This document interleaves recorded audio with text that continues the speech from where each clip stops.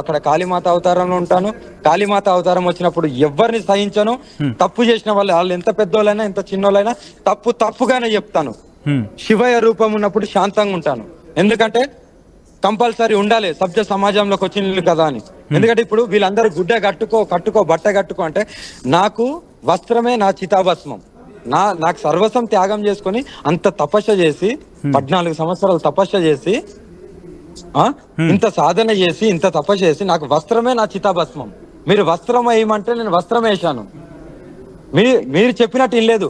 వస్త్రం ప్రజాస్వామ్యంలోకి వచ్చినాం కాబట్టి వస్త్రంతో ఉండాలంటే నాకు వస్త్రం లేకపోతే నా వస్త్రమే చితాభస్మం అయినప్పుడు ఇంకోటి ఏం కావాలి? నా శివయ్య ఇక్కడ ఉంటాడు. ఒక డెడ్ బాడీ వచ్చిన తర్వాత శివయ్యలో ఒక ఆనందం, ఒక వెలుగు వస్తుంది. ఒక ఆనందం, ఒక వెలిగిపోతాడు శివయ్య. అదే ఒక బాడీ కూడా రానప్పుడు శ్మశానంలో అక్కడున్న చితాభస్మాన్ని తండ్రి శివయ్య ధరించి తాండవం ఆడతాడు. అది నా తండ్రి ఆనందం. గుడిలో కాదు, ఇక్కడికి రండి, ఈ శ్మశానంకి రండి. మీకు శివయ్య అంటే ఎలా ఉంటాడో మీకు తెలుస్తుంది. 10 నిమిషాలలో మీకు జీవితం అంటే ఏందో తెలుస్తుంది. ఇక్కడ మేము సాధన చేసే వాళ్ళని మీరు చులకనగా చూస్తారా? మా త్యాగం ఏంటి, మా తపస్సు ఏంటిది? మీ ఇష్టానుసారంగా తమ్నెళ్ళు పెడుతూ మీ ఇష్టానుసారంగా మాటలు అంటున్నా కూడా పడుతున్నా కూడా మళ్ళీ మీరు అంటున్నారు కదా. మీరు అనుకున్నంత మాత్రాన్ని ఇక్కడ ఏమి కాదు, ఏమి పోదు. శ్రీవర్షిని విషయంలో అఘోరి ఇప్పుడు శివయ్య రూపంలో రాబోతుందా లేకపోతే కాళీ అవతారంలో రాబోతుందా? 2 కోణాలలో రాబోతున్నా. అందుకే నేను ఉజ్జయిన్లో శ్మశాన సాధనలు, కాశీలో 3 రోజుల నుండి చూస్తున్నారు.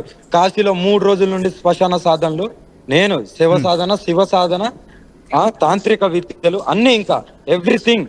ఇప్పుడు ఎవరు నా నుండి కాపాడుకోలేకపోతారు. పోతే నేనన్నా పోవాలి, కానీ ధర్మం నిలబడాలి. నేను ఇప్పుడు హిందూ సంఘాలకు నేను ఇదే చెప్తున్నాను. జెండాలు పట్టుకొని ర్యాలీలు చేయడం కాదు. జరిగే అన్యాయాలు, తెలంగాణ ఆంధ్రలో ఎన్నో అన్యాయాలు జరుగుతున్నాయి. వాటికి అక్కడ ముందు నిలబడండి. జై శ్రీరామ్, హర హర మహాదేవ్, జై భవాని అనడం కాదు. అక్కడ నువ్వు నిలబడ్డప్పుడే నీ ధర్మం నిలబడుతుంది. లేదంటే మరో బంగ్లాదేశ్ లో జరిగినట్టు మరో ఇక్కడ మన ఇండియాలో జరగబోతుంది. కంపల్సరీ ఇండియాని కాపాడుకోవాల్సిన బాధ్యత మనకుంది. ఇది నేను చెప్తున్నానంటే నిజంగా జరిగి తీరుతుంది. ఇండియా బంగ్లాదేశ్ లో ఏదైతే జరిగిందో త్వరలో ఇక్కడ కూడా జరగబోతుంది 100%. రైట్. అంటే రైట్, ఒక్కసారి నేను మళ్ళీ శ్రీవర్షిని దగ్గరికి వెళ్ళే ప్రయత్నం చేస్తాను. ఎందుకంటే కనుక ఒక ప్రశ్న అఘోరి రైజ్ అవుతుంది. ఏంటంటే ఇప్పుడు శ్రీవర్షిని విషయంలో ఆలస్యం జరిగితే అఘోరి రంగంలోకి దిగబోతోందా లేకపోతే పోలీసులకు ఇన్ఫర్మేషన్ ఇచ్చే ప్రయత్నం చేయబోతుందా? నా బిడ్డ నన్ను నమ్మింది కాబట్టి 100% నా బిడ్డను నేను కాపాడుకుంటాను. అది చట్టపరంగా నేను ఫస్ట్ చెప్తాను పోలీసులకు. రేపు పొద్దున్నే కాల్ చేసి మీ దగ్గరికి అక్కడికి ఉంది మంగళగిరికి చేరుకున్న పిల్ల ఇప్పటిదాకా ఎందుకు రాలేదు, ఎందుకు మీరు నిఘా పెట్టలేకపోతున్నారు? నిఘా పెట్టి మీ దగ్గరికి తెచ్చి మీరు మీ సమక్షంలో వాళ్ళ తల్లిదండ్రులకు తీర్చండి. ఆ దుర్మార్గుడి నుండి వాళ్ళ తల్లిదండ్రులను ఎక్కడైనా సురక్షితమైన ప్లేస్ కు పంపేయండి, వాళ్ళ పుట్టిన ఊరికన్నా పంపేయండి. కానీ ఆ దుర్మార్గుడి నుండి వేరు చేయండి అని రేపు పొద్దున్నే నేను చెప్పబోతున్నాను పోలీసు వాళ్ళకు. అంటే తల్లిదండ్రుల దగ్గరికి వర్షిని చేరితే ఓకేనా? 100%. ఆమె ఎక్కడున్నా కూడా ఆనందంగా, సుఖంగా, ఆరోగ్యంగా ఉంటే చాలు. అందులో ఫస్ట్ నేనే ఆనందపడతాను. ఎందుకంటే ఆమె కష్టాలు చెప్పుకుంది. కొన్ని అది నేను వినలేక ఆడపిల్లలు ఇలా కూడా బాధపడతారా, ఇన్ని కష్టాలు ఉంటాయా, అంత కష్టం బాధపడ్డది. గత 8 years నుండి ఎన్ని అవమానాలు, ఎంత ఏం చేసింది, ఎంత సాక్రిఫైస్ చేసింది అనేది నాకు తెలుసు. ఆమె మాటలలో నాకు తెలుసు. అందుకే కాపాడుకుందాము అని నా వెంట వస్తా అంటే రమ్మన్నా. నా వెంట ఎవరు రావడానికి సాహసం కూడా చేయను. నేను కూడా ఎవరిని కూడా తీసుకెళ్ళను. ఎంతో మంది వస్తా అన్నా కూడా నేను ఎవరికన్నా దీక్ష ఇయ్యాలంటే వాళ్ళకు గురు మంత్రం ఇచ్చి ఇంట్లోనే చేసుకోండి, ఇంట్లోనే ఉండండి అని చెప్తాను తప్ప, మీ కుటుంబంతోనే ఉండండి అని చెప్తాను తప్ప. ఇప్పుడు నేను ఇచ్చిన వాళ్ళందరూ ఇళ్లలో ఉన్నారు, వాళ్ళ ఫ్యామిలీతో ఉన్నారు. కానీ ఫస్ట్ టైం ఒక అమ్మాయి, ఒక ఆడపిల్ల ఆమె నా దగ్గరికి వచ్చి నాతో ట్రావెల్ చేసింది కాబట్టి నేను ఆమెను కాపాడుకోవాలని చూశాను. ఏదో దురుద్దేశంతో కాదు. కానీ హిందువులు కూడా అలా ఆలోచించారంటే అర్థం చేసుకోవాల్సింది ఇక్కడ హిందువులే. ధర్మం ఎటుపోతుంది, ఆడపిల్లలు ఏమైపోతున్నారు, ఒక గుడికాడికి పోయినప్పుడు ఒక మహిళ మీద 7 అత్యాచారం చేసింది, ఇవన్నీ మాట్లాడతలేరు.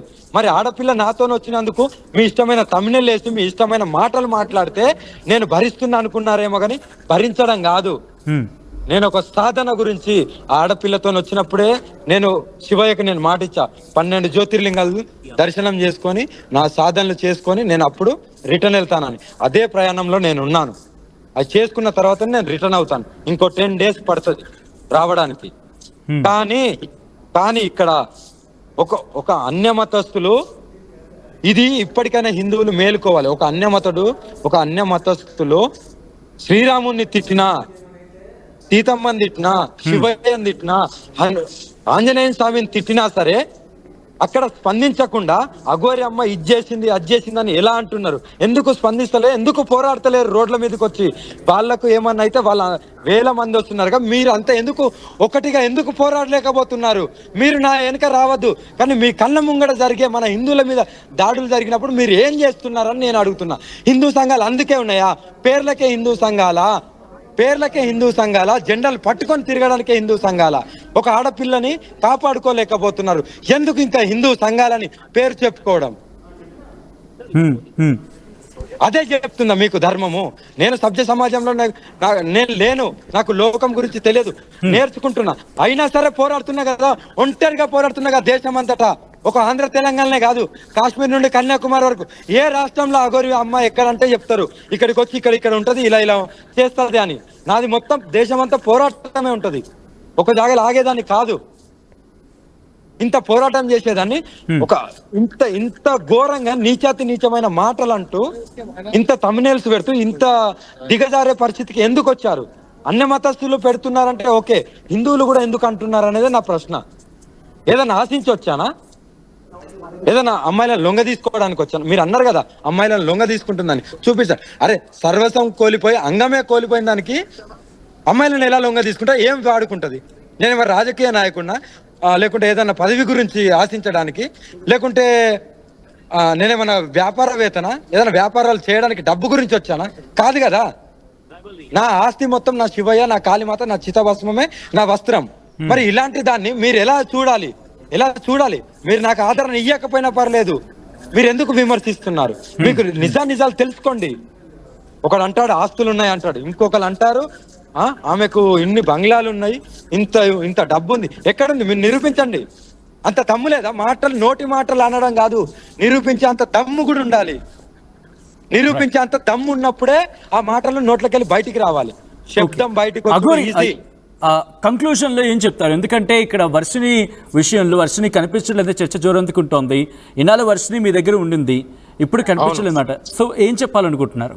రేపటి లోపు ఆ తల్లి గిట్ల వాళ్ళ తల్లిదండ్రి దగ్గరికి పోలీసుల సమక్షంలో వెళ్ళకపోతే నేను కఠినమైన చర్యలు తీసుకోవాల్సి వస్తుంది. ఆ తల్లి అంత రోధిస్తుంది, అమ్మ నువ్వే కావాలి అన్న. నేను ఎందుకు సైలెంట్గా ఉన్నా అంటే, వాళ్ళ తల్లిదండ్రి కన్నిటి బాధ మీరు అందరు అన్నారు, వాళ్ళ తల్లిదండ్రి బాధ తెలియదా అని. ఇప్పుడు అర్థమవుతుందా ఎందుకు తెలియదు అన్నారో? ఎందుకు నేను సైలెంట్గా ఉన్నా? ఎవరిది వాళ్ళకే తెలిసి రావాలి. ఒక రోజు తెలిసి వస్తుంది, శివయ్య చూపిస్తాడు.